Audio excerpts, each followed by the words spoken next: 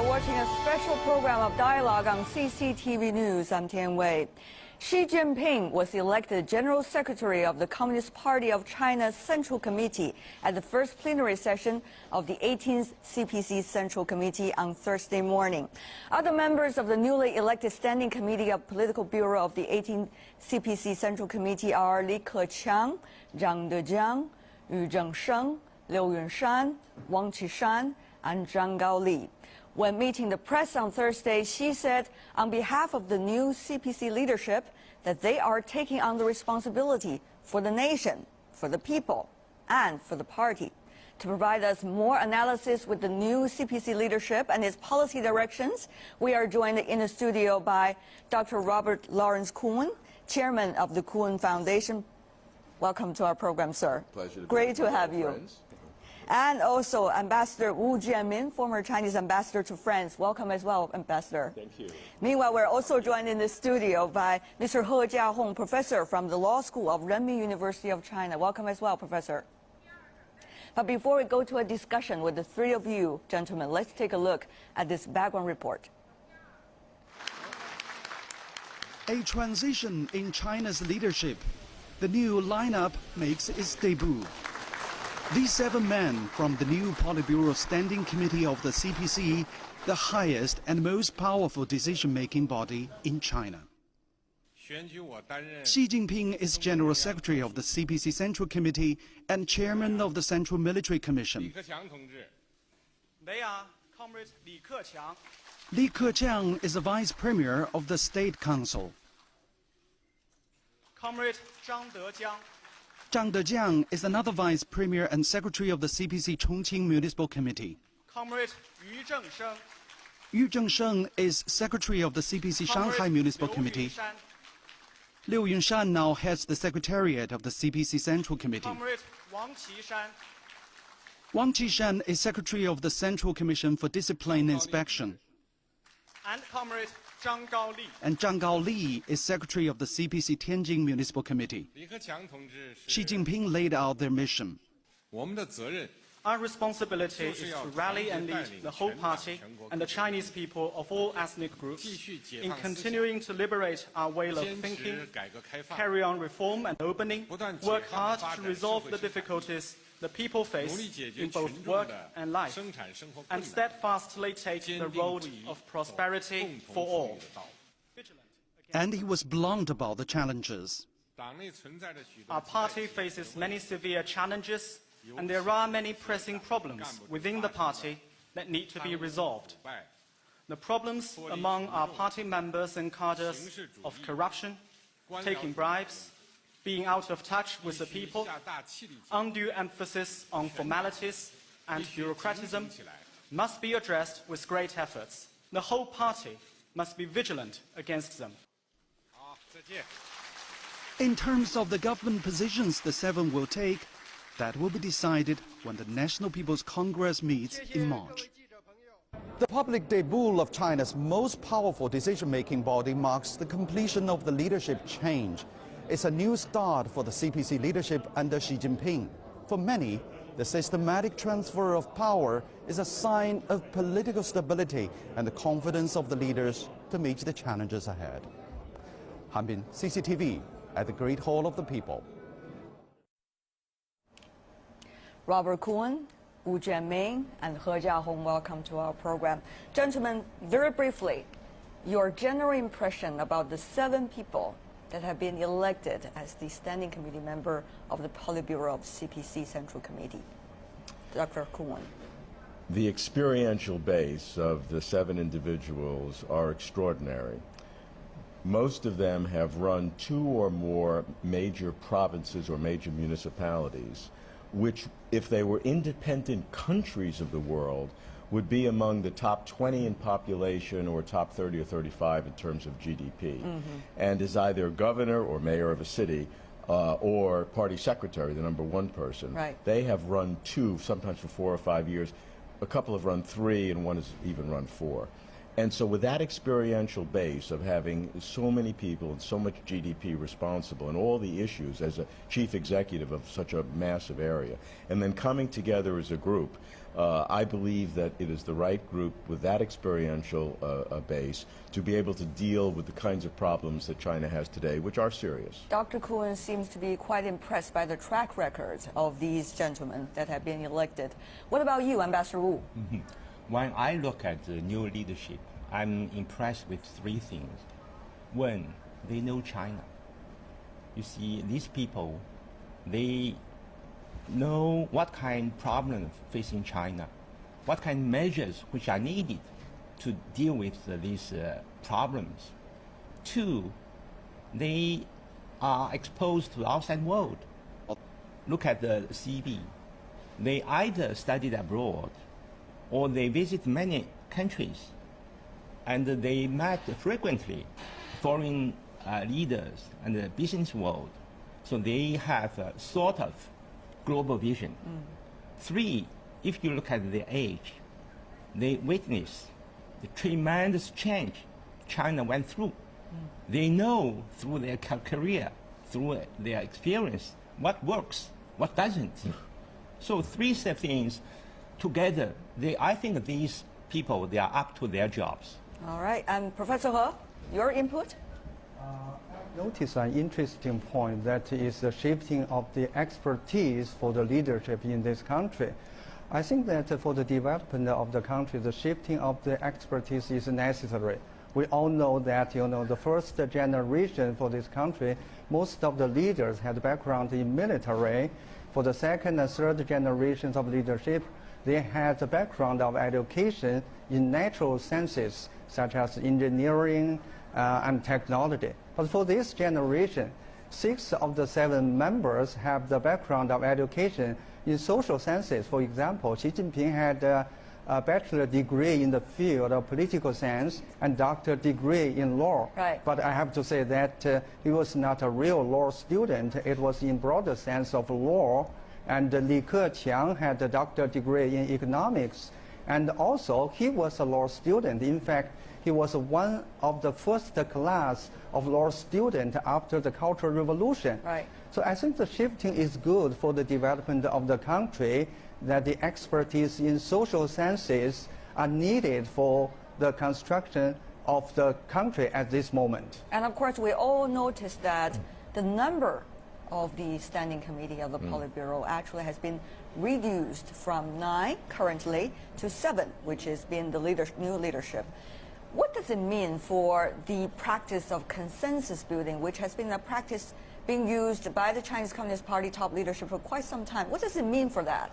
First of all, I'm often on the international media where I have to explain the Chinese system, and the first thing I do is explain how the Standing Committee works, because it looks like an American cabinet or a British cabinet where the president can come in and fire whoever he wants at any one time, and he's really the boss. There are other checks and balances in the system with legislative and judiciary. But in China, the 7 are really equals. The General Secretary is the first among equals, but they're really equal. So they really have to build a consensus among them. The reduction from 9 to 7 is designed to be a more efficient operation. We have to remember that it was 7 before it was changed to 9 in 2002. I think earlier on it was even 5. And so how do you get an optimal number to have enough diversity so that you understand the extreme complexity of what a modern world is and all the problems of China, and yet still have a sufficiently small number that you can deal with a consensus building to make it more efficient? And I think there was some effort that if you have it too big, you can have independent silos. Since they are independent, they can sort of run independently. And you have to build not only consensus, you have to build a control mechanism to be sure that things that untoward things that we've seen this year do not happen. But is a consensus building going to be easy? As always, we have this debate about the speed and the efficiency and eventually the result. It shouldn't be too easy, because if it was too easy, then everybody agrees and it's not real agreement. People should be free to argue a little bit and to express different opinions. Yes. Intra-party democracy, as they say. Yes. When you look at China, the decision-making process is a consensus building process. And the consensus building, in the consensus building process, people listen to the different views. As Mr. Kuhn pointed out, people can argue, what's your point? So people can discuss.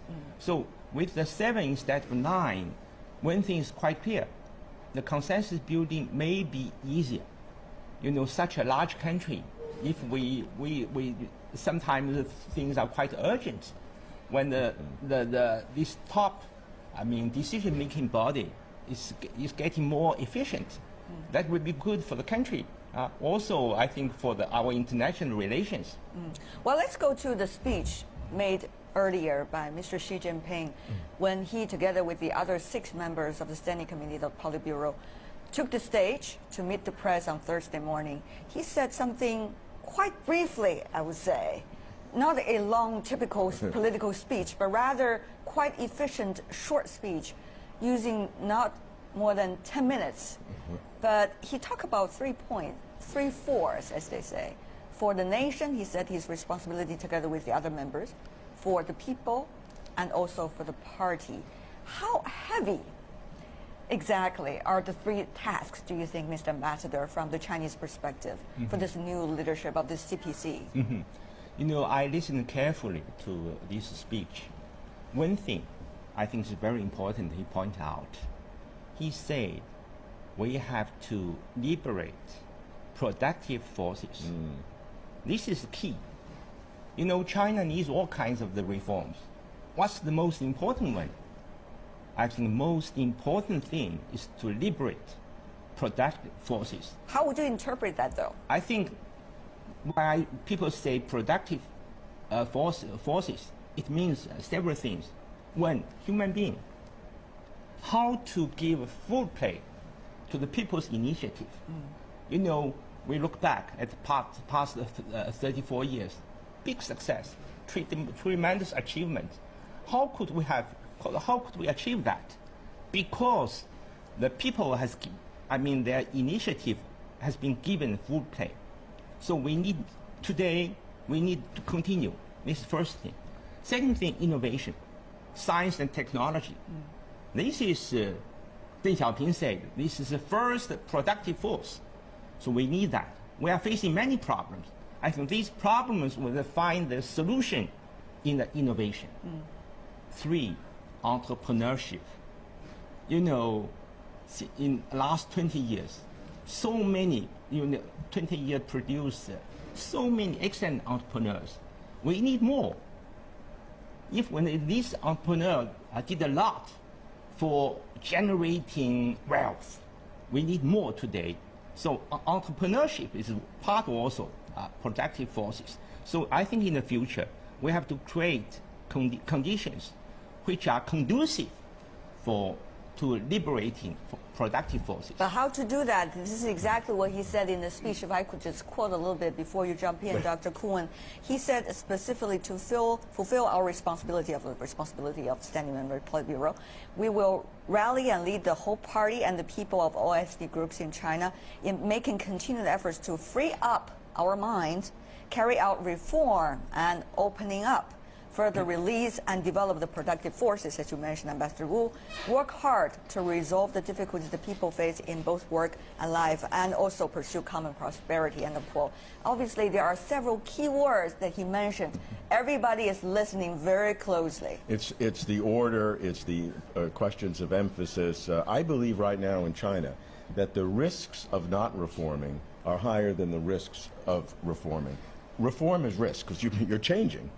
But the risk of not doing so is higher because of the nature of the problems. And I think General Secretary Xi is signaling right up front that liberating our minds, reform and opening up, advanced productive forces, these are the key things that are the mechanisms to achieve the well-being of the people, which are the goals. I totally agree with Ambassador Wu that advanced productive forces is the start. And I like to characterize it in just two simple words: knowledge creators and wealth creators. That's it. You have the science, you have the entrepreneurs, you create knowledge, and you create wealth. And wealth is shared by everyone, knowledge is shared by everyone. And those are the keys for modern society. The key words might be very clear, but how to reach there, what is likely to be the roadmap? Is there going to be a timeline, Professor He? Are you reading anything out of this speech about these points? I think that, this leadership is facing many problems, and most of the problems are just from the party itself. CPC was established on ideology, the belief in communism. But nowadays, I think not many people are still believing in communism, so ideology is not working very well. So to how to face that, the reform is necessary, and fighting corruption is necessary. But we need not only the words, we need the action. How to put those words into action, how to stop the corruption, how to make honest and clean government is a big challenge to this ruling party, to this leadership. Right. Of course, Mr. Xi also elaborated on the points about how to fight corruption in his speech as well. We're going to provide more analysis about his speech and the new leadership of CPC later after this break. We'll be right back.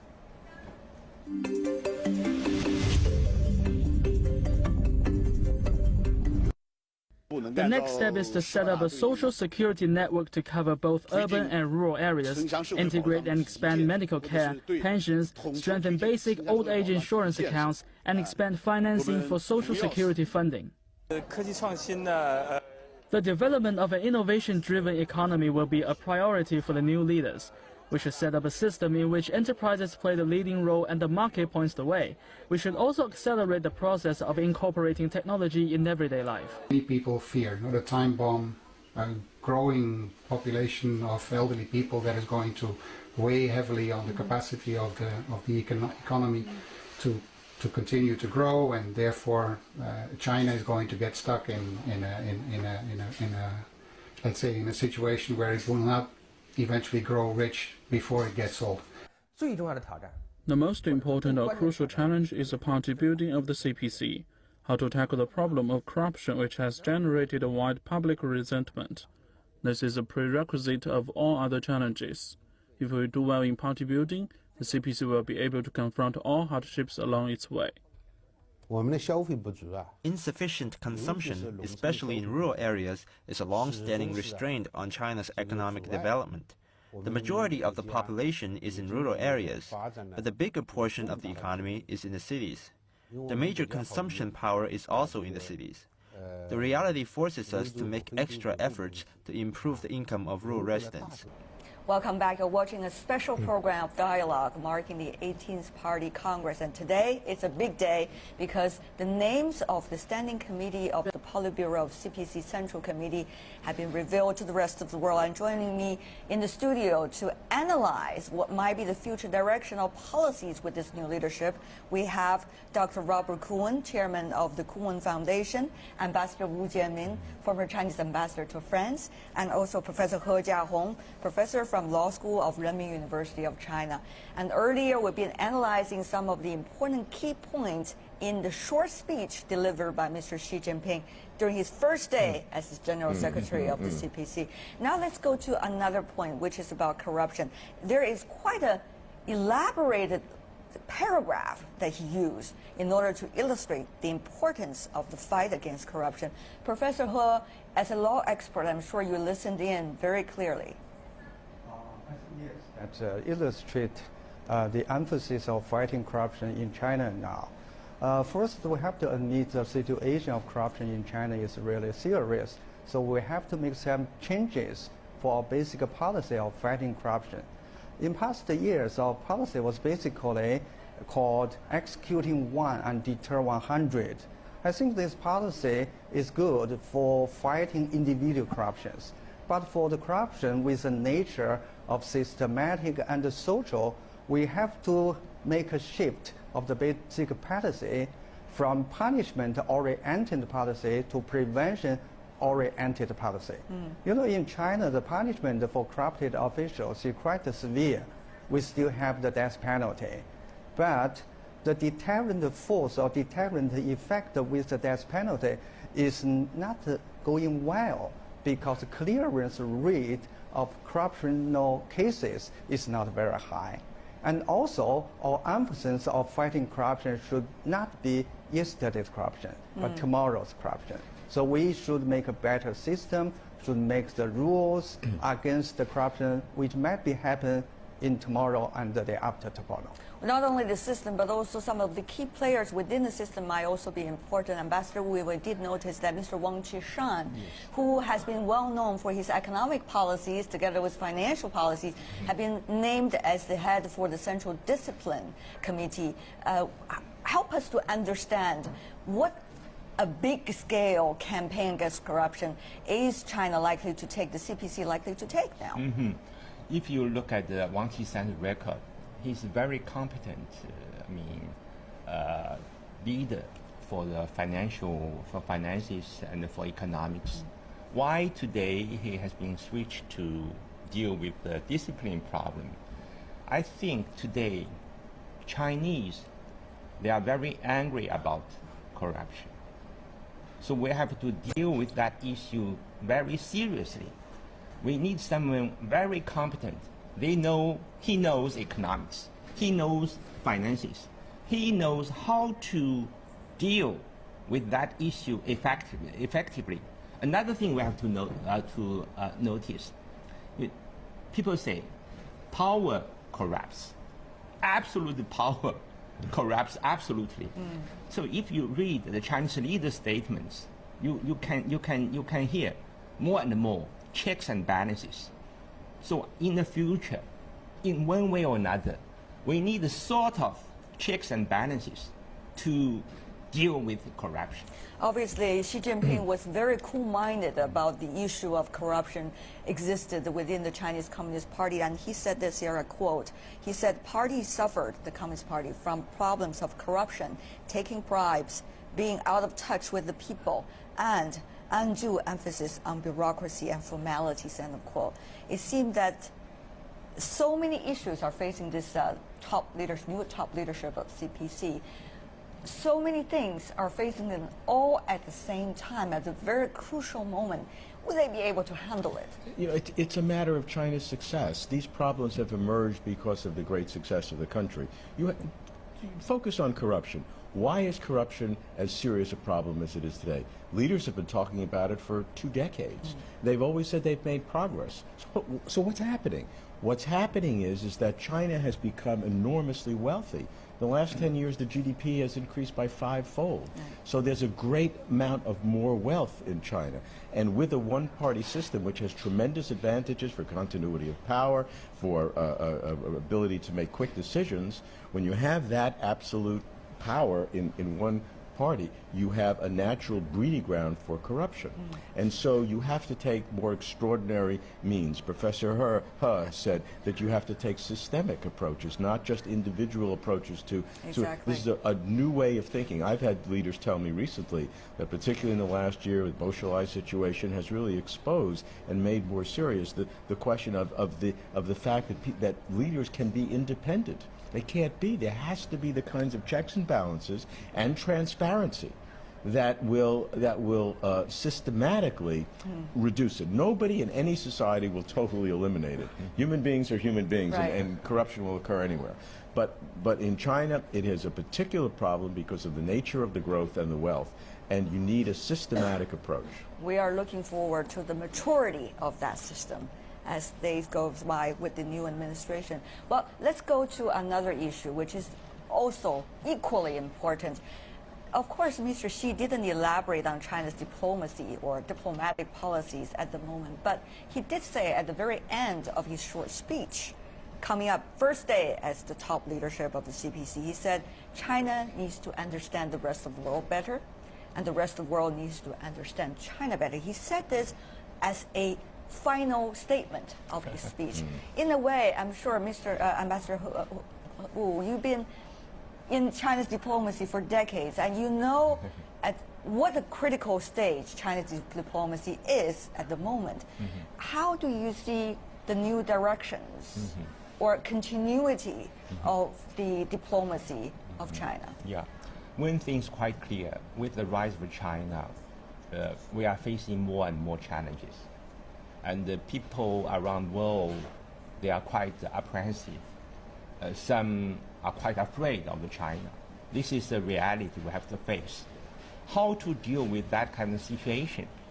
When we have to understand when a country, a power is rising, that gives rise to all kinds of fear, suspicion, etc., etc. That is bound to happen one way or another. Secondly, we have to deal with these challenges in the correct way. How to deal with these challenges? If you look at the visit of Vice President Xi Jinping to U.S. last February, we can get some clue. In terms of the China-U.S. relations, he emphasized one thing: common interests. He said this is the most important things in terms of China-U.S. relations. I don't know whether you noticed another thing. In the political report of the General Secretary of the Hu Jintao, he emphasized one thing: we have to expand convergent interests with the rest of the world. This is a very important line. It's certainly very important. And now we're at a very critical moment, as we said earlier. This is Chinese economy, according to some prediction, is likely to surpass that of the United States within 10 years. Meanwhile, the U.S. election, Chinese political power transition, only happen once every 40 years, they say, and we're having it right now. So how the two big countries are going to communicate one another, meanwhile understand each other's bottom lines, meanwhile seeking common ground, as Ambassador Wu just illustrated, is very critical. Is the U.S. ready? Is China ready? Look, there is a natural tendency in today's world with the intense media of fostering nationalism. Human beings are nationalistic. We root for our cities, our provinces, our states, and our country. And when there are issues that come between us, emotions can get in the way. I think we have a situation in the modern world that we have to be careful about. Because of the prevalence of the internet and the communication, people seek to be reinforced in their own thinking. So leaders today are more at the mercy of influence groups among their own people.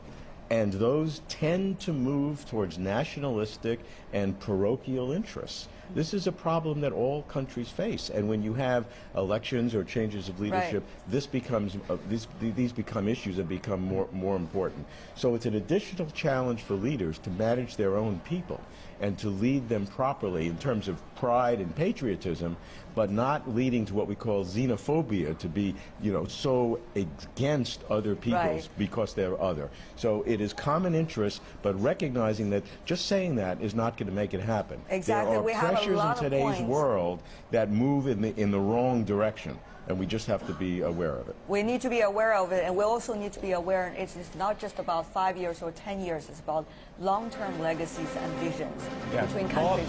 Before we go to you, we have to wrap up our show today. Limited time, big topic that certainly we're going to analyze where China is heading for during the next year and the next few years, obviously, on our program. We want to thank the three of you for coming over to our show on this very important day. Dr. Robert Kuhn, Ambassador Wu Jianmin, and Professor He Yaoming. Thank you for being with us. And thank you for watching. I'm Tian Wei in Beijing. Bye for now.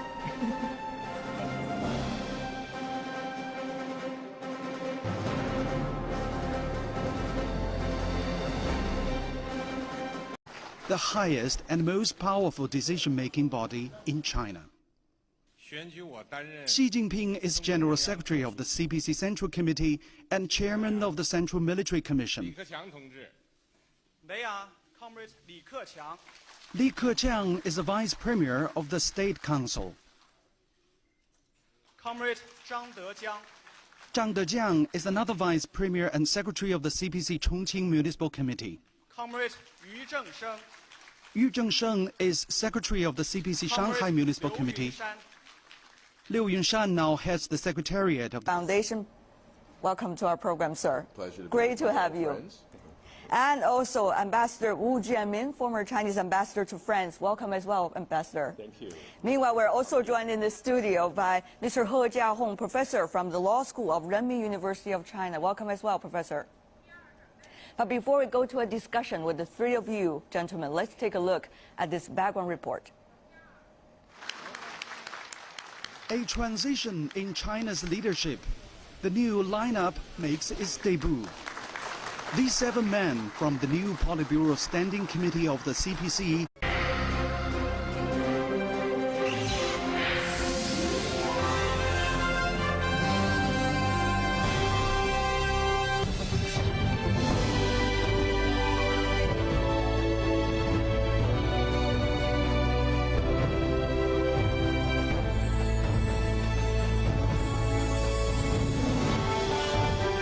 Hello, you are watching a special program of dialogue on CCTV News. I'm Tian Wei. Xi Jinping was elected General Secretary of the Communist Party of China's Central Committee at the first plenary session of the 18th CPC Central Committee on Thursday morning. Other members of the newly elected Standing Committee of Political Bureau of the 18th CPC Central Committee are Li Keqiang, Zhang Dejiang, Yu Zhengsheng, Liu Yunshan, Wang Qishan, and Zhang Gaoli. When meeting the press on Thursday, Xi said on behalf of the new CPC leadership that they are taking on the responsibility for the nation, for the people, and for the party.